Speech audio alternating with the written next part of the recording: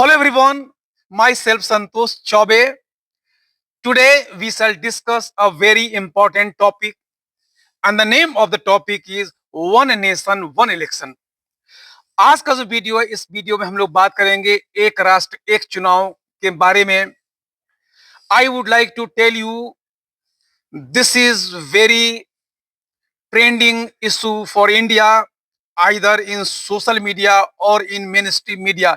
चाहे भारत के मुख्य धारा की मीडिया की बात हो, चाहे भारत के सामाजिक मीडिया की बात हो, दोनों में यह मुद्दा बहुत लंबे समय से ट्रेंड कर रहा है. My dear friends, my dear students, there are two very important questions. First is why this is trending for a long period of time and second is what is one nation one election. दो मुद्दे यहाँ पर हैं. पहला है कि ये trend क्यों कर रहा है और दूसरा यह है कि एक राष्ट्र एक चुनाव आखिर है क्या. तो मैं यहाँ पे बताऊं कि on 2 September 2023 the government of India constituted a committee under the chairmanship of former president of India Ramnath Kovind. Bharat की सरकार ने 2 सितंबर 2023 को इस बात की जानकारी के लिए कि भारत में एक राष्ट्र एक चुनाव की क्या संभावनाएं हैं, एक उच्च स्तरीय समिति गठन किया जिसकी अध्यक्षता कर रहे थे भारत के राष्ट्रपति पूर्व राष्ट्रपति Ramnath Kovind. That was 8 members committee, but Adhir Ranjan Chaudhary of Congress resigned it, so the committee was of 7 members. यह 8 सदस्यीय कमेटी थी लेकिन कांग्रेस के अधीर रंजन चौधरी ने इसमें इस्तीफा दे दिया. इस कारण से कमेटी होकर 7 सदस्यीय कमेटी हो गई थी. मैं बताना चाहूंगा कि यह जो कमेटी है इस कमेटी ने 191 दिनों के अथक प्रयास के बाद 18,626 पेजों की अपनी रिपोर्ट भारत की सरकार को 14 मार्च 2024 को सौंप दिया. 18 सितंबर 2023 को यूनियन कैबिनेट ने इसको एक्सेप्ट कर लिया और 17 दिसंबर 2024 को भारत की लोकसभा में इसे 129वें संविधान संशोधन विधेयक के रूप में लाया गया. मैं बताऊं कि जब कमेटी अपना काम कर रही थी तो the committee solicited opinion of different political parties as well as common people of India. जो यह उच्च स्तरीय समिति है इसने भारत के 42 राजनीतिक दलों से उनके विचार मांगे और साथ ही साथ भारत की आम जनता से भी उनकी राय मांगी कि उनका एक राष्ट्र एक जो चुनाव है इसके संबंध में क्या विचार है. तो मैं आपको बताऊं कि जो भारत में राजनीतिक पार्टियां हैं उनमें से 42 में से 27 पार्टियों ने यह कहा कि this is in interest of India, यह भारत के हित में है, यह भारत के लिए सही है. लेकिन 15 राजनीतिक दलों ने कहा this is against the interest of India, यह भारत के हित के प्रतिकूल है. इसी प्रकार से 21,000 जो 21,626 लोगों ने यहाँ पर अपने जो विचार दिए उसमें से बताना चाहूंगा कि जो 21,558 लोगों ने जिसमें विचार दिए उसमें से 21,558 में से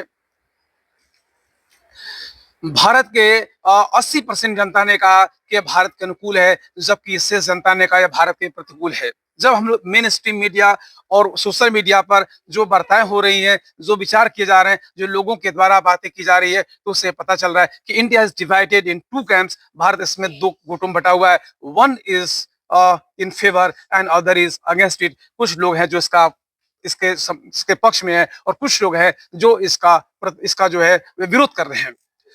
तो सवाल यह है कि आखिर यह प्रतिरोध क्यों, यह विरोध क्यों, या जो इसके पक्ष में लोग बोल रहे हैं उनके अपने क्या तर्क हैं. तो हम लोग यहाँ पे जो बात करने वाले हैं 3 मुद्दे पे बात करेंगे यहाँ पे वन नेशन वन इलेक्शन में. सब नंबर वन कि what is one nation one election, एक चुनाव एक राष्ट्र एक चुनाव क्या है. दूसरा what are its merits and what are its demerits, इसके क्या गुण है क्या दोष है. और तीसरा what are challenges before the government of India, Bharat की सरकार का इस मुद्दे पर क्या आगे की चुनौतियां हैं. तो चलिए हम लोग इसको स्टार्ट करते हैं. सबसे पहले what is one nation one election. देखो जैसे कि नाम से स्पष्ट है, एक राष्ट्र एक चुनाव. My dear friends, my dear student, एक राष्ट्र एक चुनाव का मतलब समझो. There are 2 types of elections in India. Bharat की जो लोकतांत्रिक प्रणाली है, जो डेमोक्रेटिक सिस्टम है, इसमें 2 प्रकार के चुनाव होते हैं. One is direct and other is indirect. मैं बताऊं कि under article 54 and 55 of the Indian Constitution, the President of India is elected indirectly. भारतीय संविधान के अनुच्छेद 54 और 55 के आधार पर भारत के राष्ट्रपति का चुनाव होता है, यह होता है अप्रत्यक्ष। इसी प्रकार से अनुच्छेद 66 के आधार पर भारत के उपराष्ट्रपति का चुनाव भी प्रत्यक्ष होता है। भारतीय संविधान का अनुच्छेद 80 के आधार पर राज्यसभा के सदस्यों का चुनाव प्रत्यक्ष होता है। अनुच्छेद 171 के आधार पर विधान परिषद के सदस्यों का चुनाव प्रत्यक्ष होता है। तो दीज आर इनडायरेक्ट इलेक्शंस। लेकिन जहां तक भारतीय संविधान के अनुच्छेद 81 का सवाल है, तो भारत में लोकसभा के सदस्यों का चुनाव प्रत्यक्ष होता है। अनुच्छेद 170 का सवाल है, भारत में विधानसभा के सदस्यों का चुनाव प्रत्यक्ष होता है। जहां तक भारतीय संविधान का अनुच्छेद 243C का संबंध है, जो जो ग्रामीण स्थानीय निकाय है, अर्थात ग्राम पंचायत, पंचायत समिति, जिला पंचायत या जिला परिषद सदस्यों का चुनाव जो है वो प्रत्यक्ष होता है। जहां तक अनुच्छेद 243R का संबंध है, अर्थात जो जो जो जो शहरी निकाय हैं उनके जो चुनाव होते हैं, यह चुनाव जो है वह भी होता है प्रत्यक्ष। तो यहाँ पर जो वन नेशन वन इलेक्शन की बात हो रही है, यहाँ पर सिर्फ उन चुनाव के बारे में बात हो रही है जो चुनाव भारत में प्रत्यक्ष या डायरेक्ट होते हैं। अर्थात भारत में लोकसभा का चुनाव, भारत में विधानसभाओं के चुनाव, भारत में स्थानीय निकायों के चुनाव, तो यहाँ पर ये सारे चुनाव जो है एक साथ कराने की बात हो रही है। हालांकि जो भारत की उच्च स्तरीय समिति है रामनाथ कोविंद जी की, उसने रिकमेंड किया है कि भारत में लोकसभा और विधानसभाओं के चुनाव एक साथ कराया जाए, और जो स्थानीय निकाय हैं, मतलब स्थानीय शहरी स्थानीय निकाय और ग्रामीण स्थानीय निकाय, इनके चुनाव उन चुनाव के 100 दिनों के अंदर करा लिया जाए। तो my dear friends, my dear students, one nation one election का मतलब समझ गए कि भारत में जो डायरेक्ट इलेक्शन होते हैं, इन डायरेक्ट इलेक्शंस को एक साथ कराने की बात। अब यहाँ पे सवाल यह है कि आखिर इसमें क्या मेरिट है, जो सरकार जो है एक वन नेशन वन इलेक्शन चाहती है, और जो लोग सब विरोध कर रहे हैं वो विरोध किस आधार पे कर रहे हैं, और इसके आगे की चुनौतियां क्या है। तो चलिए हम लोग बात करते हैं मेरिट आधार पर। देखो, बताना मैं चाहूंगा कि the one nation one election is neither new idea for India and not for the world. न तो भारत के लिए और न दुनिया के लिए ये कोई नई बात नहीं है कि राष्ट्रीय चुनाव। अगर हम बात करें दुनिया की बात, तो जर्मनी में जो चुनाव होता है, हंगरी में जो चुनाव होता है, बेल्जियम में जो चुनाव होता है, इसी प्रकार से जापान में जो चुनाव होता है, स्लोवेनिया में जो चुनाव होता है, अल्बानिया में जो चुनाव होता है, और साथ साथ दक्षिण अफ्रीका में जो चुनाव होता है, अभी अभी हाल फिलहाल में इंडोनेशिया में जो चुनाव हुआ, पाकिस्तान में जो चुनाव हुआ, नेपाल में चुनाव, दुनिया के 10 ऐसे देश है जहां पे एक साथ में ही केंद्रीय स्तर के साथ में उनके राज्य या जो उनके प्रांत हैं, उनके चुनाव या फिर स्थानीय निकायों के चुनाव जो है वह एक साथ कराए जाते हैं। जहां तक हमारे देश का सवाल है, तो भारत में जो पहला चुनाव हुआ वह हुआ था 25 अक्टूबर 1951 से लेकर के 21 फरवरी 1952 के बीच में। तो इसमें भारत में जो चुनाव हुआ, इसमें 17 करोड़ मतदाताओं ने भाग लिया। यह जो चुनाव हुआ था, यह चुनाव भारत के लोकसभा के साथ में सभी विधानसभाओं के चुनाव एक साथ करा दिए गए थे। इसके बाद 1957 में दूसरा चुनाव हुआ, 1962 में तीसरा चुनाव हुआ, 1967 में चौथा चुनाव हुआ। ये चारों चुनाव भारत में एक साथ कराए गए, लोकसभा के साथ विधानसभाओं के चुनाव। लेकिन my dear friends, my dear students, 1972 में चुनाव होना था, उस वहीं से ट्रेंड बिगड़ गया। मैं बताना चाहूंगा आपको कि एक तो पहली बात यह हुई कि कुछ राज्यों में इंदिरा गांधी ने राष्ट्रपति शासन लागू कर दिया था। दूसरी बात है कि India fought a war with Pakistan on the issue of Bangladesh. जो बांग्लादेश अभी बना है, जो पूर्वी पाकिस्तान कहलाता था, उस मुद्दे पर भारत पाकिस्तान का युद्ध हुआ था।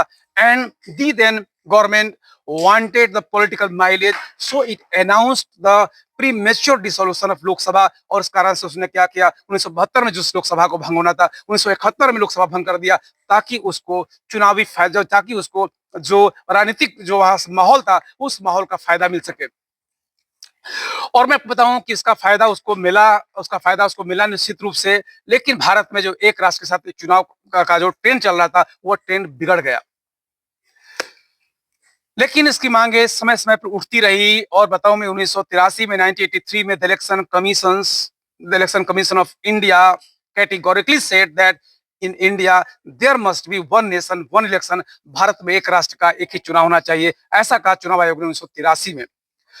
चुनाव आयोग ने फिर 1990 में अपनी इस बात को दोहराया। लेकिन बताना मैं चाहूंगा कि भारत में राजनीतिक जो अस्थिरता रही, जो भारत में पॉलिटिकल स्टेबिलिटीज के बीच में रही, इस कारण से इस पर कोई विचार नहीं किया गया। और मैं बताना चाहूंगा कि फिर से चुनाव आयोग इस बात की मांग कर रही है कि भारत में एक राष्ट्र का एक चुनाव होना चाहिए। इसी प्रकार से बताऊं कि भारत में समय समय पर विधि आयोग या लॉ कमीशन का गठन किया जाता है। लॉ कमीशन गठन के पीछे जो जो जो जो मकसद होता है, पहला मकसद तो यह है कि भारत में लॉ या जो कानून है उसके क्षेत्र में सुधार लाना, और जो दूसरा मकसद है वह यह होता है कि एडमिनिस्ट्रेटिव एफिशिएंसी को किस प्रकार से इंक्रीज किया जाए, ऑगमेंट किया जाए, भारत में प्रशासनिक दक्षता कैसे बढ़ाई जाए, इसके लिए भी जो है लॉ कमीशन गठित होता है। तो भारत का पहला लॉ कमीशन गठित हुआ था 1834 में। लेकिन जब आजादी मिल गई तो आजादी मिलने के बाद भारत का जो है इंडिपेंडेंट इंडिया का लॉ कमीशन एक पहला दूसरा तीसरा इस पर गठित किया गया। भारत के 15वें लॉ कमीशन का गठन 1997 में किया गया था। उसने 1999 में अपने एक रिपोर्ट में कहा कि भारत में प्रशासनिक दक्षता को बढ़ाने के लिए, एडमिनिस्ट्रेटिव एफिशिएंसी को इंक्रीज करने के लिए यह जरूरी है कि भारत में वन नेशन वन इलेक्शन होना चाहिए। इसी प्रकार से 20वां जो भारत का विधि आयोग है उसने भी 2015 में कहा कि भारत में वन नेशन वन इलेक्शन होना चाहिए। 21वें विधि आयोग ने 2018 में कहा कि भारत में वन नेशन वन इलेक्शन होना चाहिए। तो इस प्रकार से भारत में 3 बार विधि आयोग ने वन नेशन वन इलेक्शन की मांग की। इसी प्रकार से बताऊं कि भारत में 1985 में जो भारत में जो कार्मिक हैं, जो जन शिकायतें हैं, जो पेंशनर हैं, उनके हितों की देखभाल के लिए एक एक मिनिस्ट्री गठन किया गया था, जिस मिनिस्ट्री का नाम है ministry of personnel public grievances and pension. इस समिति या जो मंत्रालय, इसके अधीन 3 जो विभाग है, इन 3 विभाग की वह बहुत सारी जो है समितियां हैं आपके पार्लियामेंट में। तो इसके एक पार्लियामेंट्री कमेटी ने 2016 में अपने एक इंटरिम रिपोर्ट में कहा, जो डिपार्टमेंटल कमेटी है इस मंत्रालय की, उसने कहा कि भारत में एक राष्ट्र का एक चुनाव होना चाहिए, तभी हम जनता की शिकायतों को दूर कर पाएंगे। जो पर्सनल हैं, जो भारत में कार्मिक लोग हैं, उनके साथ में न्याय कर पाएंगे। तो इस प्रकार से एक राष्ट्र एक चुनाव की बात हुई। जब हम बात करते हैं भारत के राजनीतिक बातों की, दलों की, तो बताना चाहूंगा कि भारत के जो वर्तमान प्रधानमंत्री हैं नरेंद्र मोदी जी, इन्होंने 2014 में, मई 2014 तक वे गुजरात के जब मुख्यमंत्री थे, तो उन्होंने गुजरात के मुख्यमंत्री के रूप में कई बार मांग की कि भारत में एक राष्ट्र का एक चुनाव होना चाहिए।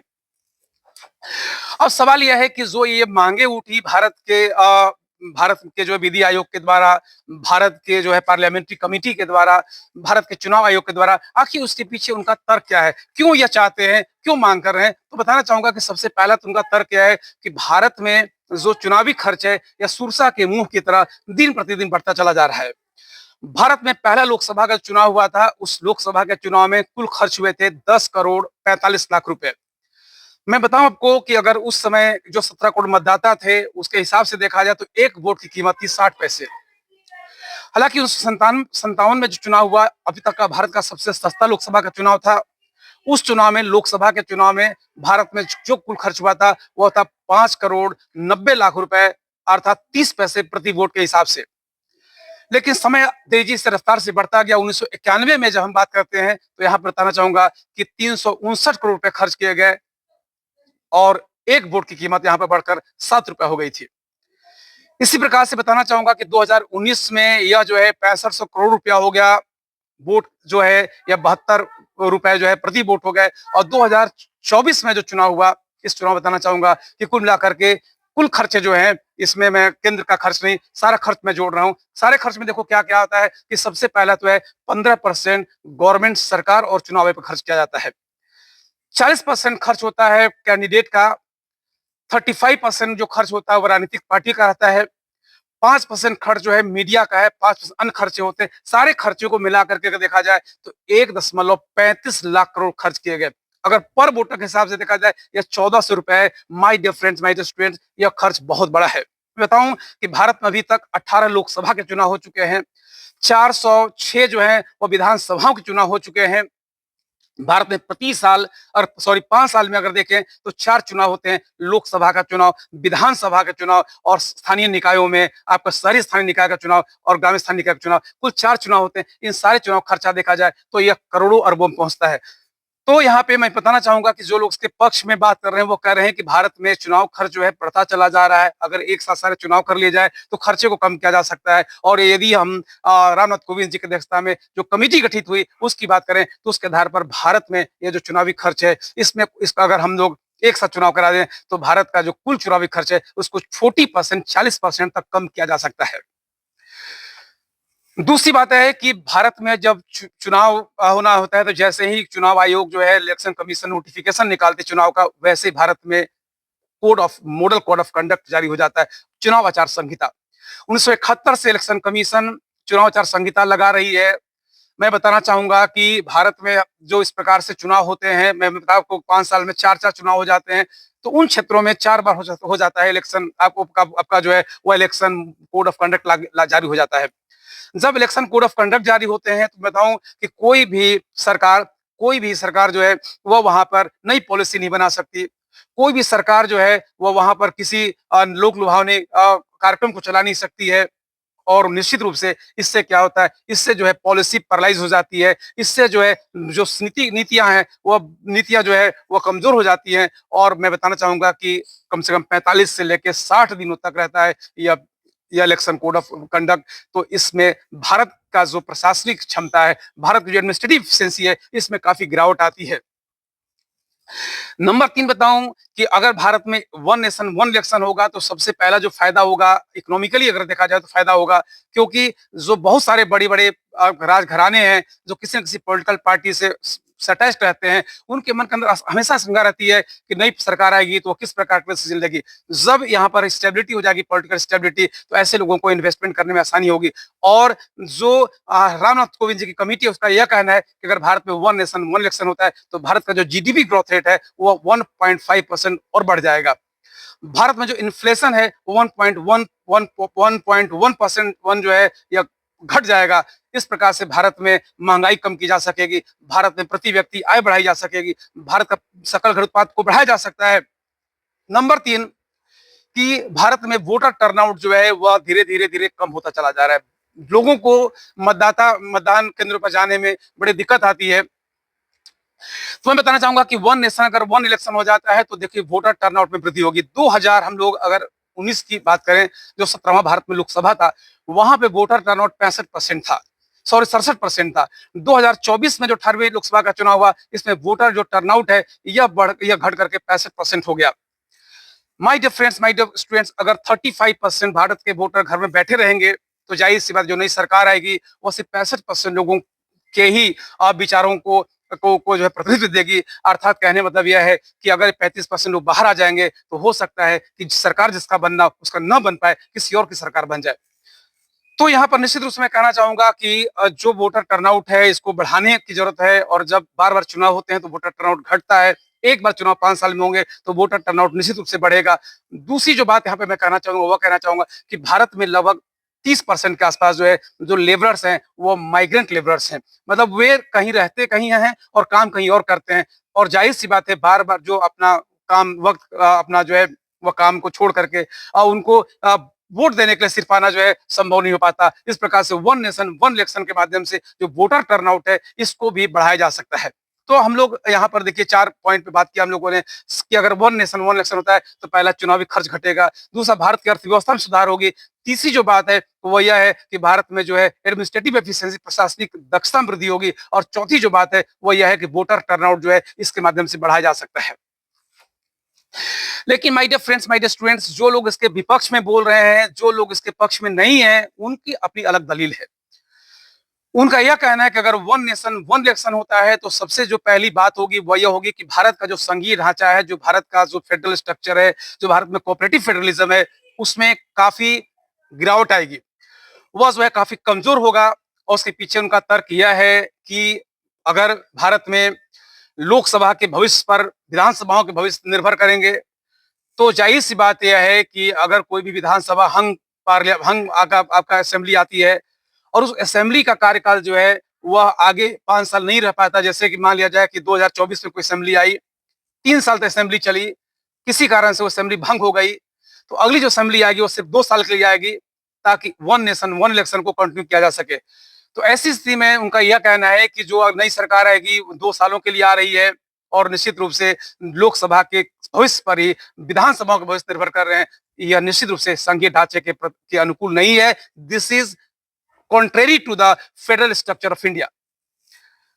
दूसरा, जो लोग इसका विरोध कर रहे हैं उनका यह कहना है कि भारत में जब एक साथ में चुनाव होंगे तो जो बड़ी पॉलिटिकल पार्टीज हैं या जो सरकार में बैठे लोग हैं, उनका मानवीय जो रिसोर्सेस है, उनका जो ह्यूमन रिसोर्सेस है, उनका जो फाइनेंशियल रिसोर्सेस है, वो अन्य पार्टियों से बहुत बड़ा है। भारत में 6 इसमें राष्ट्रीय पार्टियां हैं, 58 जो है वो राजकीय पार्टियां हैं, लगभग 2700 के आसपास भारत में आपको गैर राजनीतिक गैर मान्यता प्राप्त पार्टियां हैं, कुल मिला के 2800 के आसपास भारत में पार्टियां हैं। इसमें से बताना चाहूंगा कि कुछ पार्टियों का बेस बहुत मजबूत है, कुछ पार्टियों का बेस बहुत कमजोर है। साथ साथ अगर चुनाव होगा तो उनको जब इसके लिए प्रचार करना पड़ेगा तो जाहिर सी बात है प्रचार में पिछड़ जाएंगे, और जब प्रचार में पिछड़ जाएंगे तो उनका जो है वह ना राजनीतिक नुकसान हो जाएगा। दूसरी बात मैं आपको बताऊं कि उनका यह कहना है कि जो क्षेत्रीय मुद्दे हैं, उन क्षेत्रीय मुद्दों पर राष्ट्रीय मुद्दे हावी हो जाएंगे और इस प्रकार से उनको चुनाव जीतने में आसानी नहीं हो पाएगी। और एक एस्टिमेशन यह है कि जो पार्टी सत्ता में रहेगी, जो बड़ी पार्टियां रहेंगी, उनके जीतने के चांसेस जो है 77% अधिक हो जाएगा क्षेत्रीय पार्टियों से। इससे क्षेत्रीय पार्टियों का जो है को भय है कि अगर ऐसा होता है तो उनको नुकसान होगा। लेकिन my dear friends, my dear students, मैं यहाँ पर आपको एक बात बताना चाहता हूँ कि भारत में 1967 में जो लोकसभा के साथ में विधानसभाओं के चुनाव हुए थे, वहां पे कांग्रेस जो है वो केंद्र में जीत गई, लेकिन भारत के 10 राज्यों में उसको पराजय का सामना करना पड़ा। अर्थात वहां पर क्षेत्रीय जो मुद्दे थे उसको लोगों ने अलग तरीके से देखा, राष्ट्रीय मुद्दे को अलग तरीके से देखा। भारत की जनता जो वोटर जो है अब परिपक्व हो चुकी है, उसको इतना जानकारी हो चुकी है कि भारत में किस मुद्दे पर किसको वोट करना है। इसी प्रकार से बताऊं कि अभी पीछे जो चुनाव हुआ था दिल्ली में, जब लोकसभा का चुनाव हुआ था तो लोकसभा के चुनाव में बीजेपी को सारी सीटें मिल गई थी, लेकिन जब विधानसभा के चुनाव हुए तो आम आदमी पार्टी को शानदार विजय मिली। कहने मतलब यह है कि क्षेत्रीय मुद्दों से राष्ट्रीय मुद्दों को अलग करने आ चुका है भारत की जनता को। इस तरह से यह जो आशंकाएं जताई जा रही है, मेरे हिसाब से यह निर्मूल है। अब सवाल यह है कि जो चुनौतियां हैं भारत की सरकार के समक्ष, वो चुनौतियां देखिए क्या है। पहली चुनौती देखिए यह है कि इसमें कुछ कॉन्स्टिट्यूशनल कंस्ट्रेंट्स हैं, इसमें कुछ संवैधानिक जो है ये कुछ बाधाएं हैं। भारतीय संविधान का अनुच्छेद 83, अनुच्छेद 85, अनुच्छेद 170, अनुच्छेद 173, अनुच्छेद 327, इन 5 आर्टिकल्स हैं जिनमें संशोधन करना होगा। संशोधन करने के लिए कुछ मामलों में उपस्थित और मतदान करने वाले सदस्यों का 2/3 जो कुछ संख्या के आधे से कम न हो, मतलब स्पेशल मेजोरिटी चाहिए। और अनुच्छेद 327 को अगर हमें संशोधन करना है तो वहां पे चाहिए भारत के 50% राज्यों की सहमति। इसी प्रकार से बताना चाहूंगा कि जो भारत में स्थानीय जो निकाय है उसको उसका चुनाव अगर एक साथ कराया जाता है भारत में लोकसभा विधानसभा के चुनाव के साथ में, तो यहाँ पे जो आपको आर्टिकल में संशोधन करने पड़ेंगे, उसके लिए भी आधे राज्यों की सहमति की आवश्यकता होगी। मैं बताऊं कि my dear friends, my dear student, जो 17 दिसंबर 2024 को भारत में 129वां अमेंडमेंट लाया गया था, उस पर वोटिंग हुई। आपको बताऊं कि वोटिंग किस मुद्दे पर हुई थी। वोटिंग हुई क्षेत्राधिकार के मुद्दे पर कि लोकसभा को यह अधिकार है कि नहीं है कि वो इस प्रकार के मुद्दे को लाए, क्योंकि जो विपक्षी पार्टियां हैं उनका यह कहना था कि यह भारत के मूल ढांचे के खिलाफ बात हो रही है, और मूल ढांचे के खिलाफ बात है तो सुप्रीम कोर्ट ने साफ साफ कह दिया है कि भारत की संसद को किसी प्रकार की कोई भी संविधान में चीजों को बदलने की इजाजत है, लेकिन भारत के मूल ढांचे में परिवर्तन नहीं कर सकती। केशवानंद भारती बनाम केरल राज्य के बाद में 1973 में सुप्रीम कोर्ट ने साफ साफ कह दिया था कि भारत की संसद कुछ भी बदल सकती है भारत के संविधान में, लेकिन मूल ढांचे को छोड़ करके। तो कांग्रेस और अन्य दलों का यह कहना था कि यह मूल ढांचे के से छेड़छाड़ है, इसलिए यह जो है इसको लाने का अधिकार ही नहीं है। तो देखिए, कानून एक नियम है, Lok Sabha procedure of Lok Sabha, rules of procedure of Lok Sabha, जिसका रूल नंबर 72 है, वो यह कहता है कि अगर क्षेत्राधिकार का मुद्दा आता है तो किसी भी बिल पर बहस कराने और उस पर वोटिंग कराने के पहले सबसे पहले क्षेत्राधिकार के बारे में बात होनी चाहिए, छोटी छोटी चर्चा करा करके उस पर मतदान करा लिया जाना चाहिए। तो यहाँ पर देखिए मतदान कराया गया। जब मतदान कराया गया तो यह मतदान में जो है सरकार को हालांकि जीत मिल गई, 263 198 के मुकाबले 263 से यह पारित हो गया, लेकिन यह सिर्फ सिंपल मेजोरिटी था, यह आपका स्पेशल मेजोरिटी नहीं था। अगर मान लीजिए सरकार इसको लेकर के आती है तो स्पेशल मेजोरिटी जो 2/3 चाहिए वह सरकार के पास रिक्वायर्ड नहीं है, और निश्चित रूप से बताना मैं चाहूंगा ऐसी स्थिति में बिना विपक्षी पार्टियों को अपने विश्वास में लिए सरकार ये नहीं कर पाएगी। दूसरी बात यह है कि यह जो मुद्दा है यह बहुत लंबा चलेगा, क्योंकि जो अनुच्छेद 82 जोड़ा जाना है, 82A जोड़ा जाना है, तो बताना चाहूंगा 82A जो जोड़ा जाएगा उसमें यह लिखा हुआ है कि भारत की जो संसद है, सॉरी, जो भारत की लोकसभा है, जब इसकी पहली बैठक आएगी तो पहली बैठक आने के बाद ही उसको नोटिफाई किया जाएगा, इसकी पहली बैठक में उसको नोटिफाई किया जाएगा और तब जाकर इंप्लीमेंट हो पाएगा ये। मेरा कहने का मतलब यह है कि देखिए 2024 का चुनाव तो हो गया, 2024 की लोकसभा भी आ गई, उसकी पहली बैठक भी खत्म हो गई। अब 2029 में जो लोकसभा आएगी उसकी जब पहली बैठक होगी तो उस पहली बैठक में जाकर के इसको नोटिफाई करके इसको इंप्लीमेंट किया जाएगा। मतलब 2034 के पहले आप इसको लागू नहीं कर पाएंगे। 2034 के आने तक में, मतलब ये 10 साल है, आने तक में हो सकता है कि बीजेपी कुछ राज्यों में चुनाव हार जाए, पता नहीं क्या हो, लोकसभा में क्या हो, कोई जानता नहीं। तो ऐसी स्थिति में मेरा ये कहना है कि सरकार के समक्ष देखिए इसको पास करवाना एक बहुत ही चुनौती भरा कार्य है। बिना विपक्ष को साथ लिए हुए, बिना विपक्ष को कॉन्फिडेंस में लिए हुए सरकार शायद इसको पास न करा पाए। जो एक अन्य मुद्दा है वो यह है कि चुनाव इलेक्शन कमीशन का कहना है कि इसका जो इनिशियल इन्वेस्टमेंट है बहुत ज्यादा होगा। क्यों ज्यादा होगा बताना चाहूंगा कि चुनाव आयोग का कहना है कि भारत में अगर वन नेशनल इलेक्शन होता है तो अभी भारत में लगभग 43 लाख जो है 60,000 चाहिए आपके कंट्रोल यूनिट। भारत में एक वन नेशनल इलेक्शन होता है तो लगभग 33,000 के आसपास चाहिए कंट्रोल यूनिट और 36,000 चाहिए लगभग वीवीपैट। मैं बताऊं कि एक कंट्रोल यूनिट का जो खर्च है वो 9800 रुपया है, एक बैलेट यूनिट का जो खर्च है वो 7800 रुपया है, एक वीवीपैट का खर्च जो है वो 16,000 रुपया है। तो इस प्रकार से आप देख सकते हो कितना बड़ा यह इनिशियल इन्वेस्टमेंट होगा।